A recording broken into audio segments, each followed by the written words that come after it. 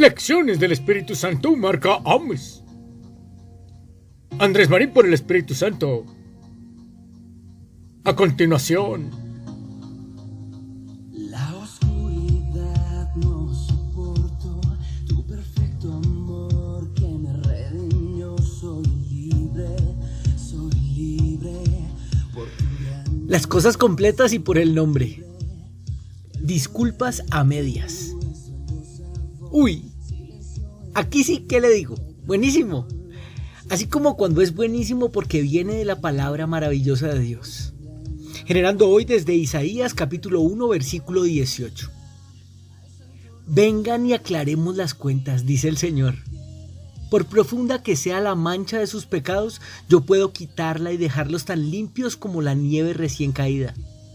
Aunque sus manchas sean rojas como el carmesí, yo puedo volverlas blancas como la lana. Gracias por perdonarnos, Padre Celestial, porque en ti hallamos perdón a través de nuestro Señor Jesús, si a ti lo confesamos. Espíritu Santo, abre nuestro entendimiento para recibir este alimento espiritual. En el nombre de Cristo Jesús oramos. Amén. Pedir perdón a medias es más o menos lo mismo que no hacer nada. Es lo mismo que comparar una mentirita con una mentirota. Las dos son al final mentira y son pecado. Es gastar pólvora en gallinazos, como se lo he escuchado a mi papá refiriéndose a disparar a la nada, queriendo cazar algo. Y vamos directo al grano. Ese es justamente uno de los tantos engaños del enemigo. Básicamente porque no quiere que digamos o que le llamemos a las cosas por su nombre. Le interesa más la mediocridad y hacernos pensar que si decimos a alguien, perdona mis errores, en cambio de decirle, perdóname porque te mentí, o perdóname porque te robé, o porque te engañé, siendo específicos, vamos a hacer más. Y lo que hacemos es menos. O sea, 0 por 0 es lo mismo que 0. Porque al decir un genérico, las faltas, no se sabrá específicamente cuáles. Dice en Proverbios capítulo 28 versículo 13, quien encubre su pecado jamás prospera. Quien lo confiesa y lo deja, halla perdón.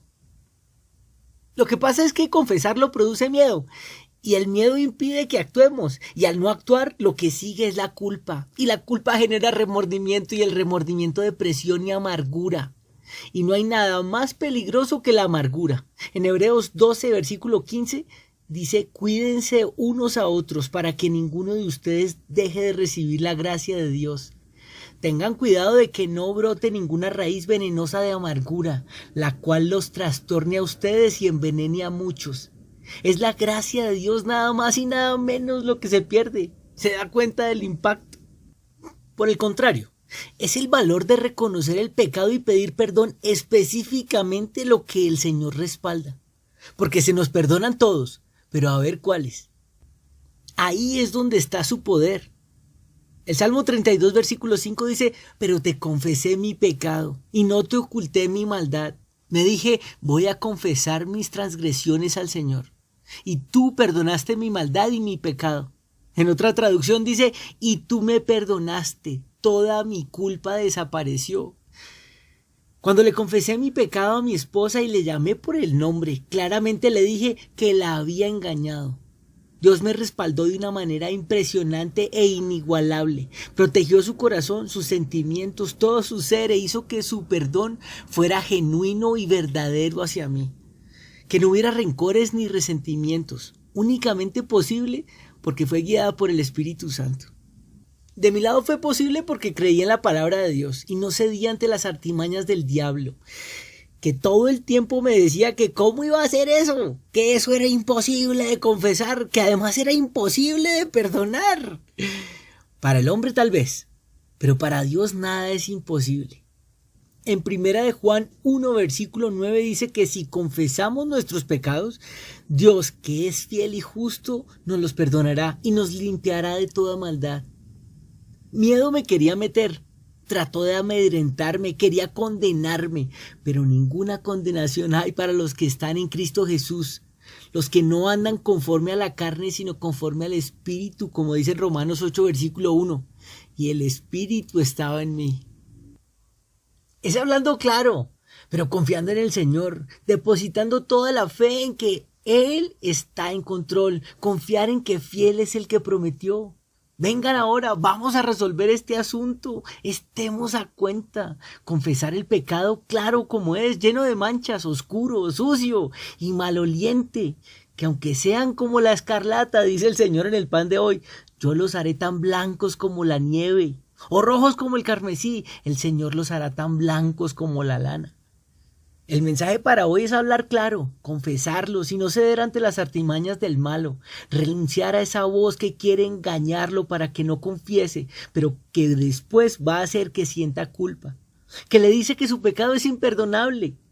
El mensaje es a que crea en Jesús, que por medio de Él tenemos el perdón de nuestros pecados. Todo el que cree en Él es declarado justo ante Dios, dice en Hechos 13. El mensaje es a que se respalde en la palabra de Dios, porque como está escrito, muchos son los dolores de los malvados, pero el amor inagotable rodea a los que confían en el Señor. Soy Andrés Marín, pero te confesé mi pecado y tú perdonaste mi maldad y mi pecado. En eso creo, Señor, y en ti confío, Jesús. Y déjenme hacer una oración. Señor, oro hoy por las personas que habiéndola embarrado, habiendo mentido o robado o el pecado que sea, están pasando por la duda y por la aflicción y sobre todo por el miedo de confesar su pecado. Pero Señor, en ti está puesta nuestra esperanza. Tú eres fiel y justo y en tu palabra dices que si confesamos nuestros pecados, tú nos perdonarás.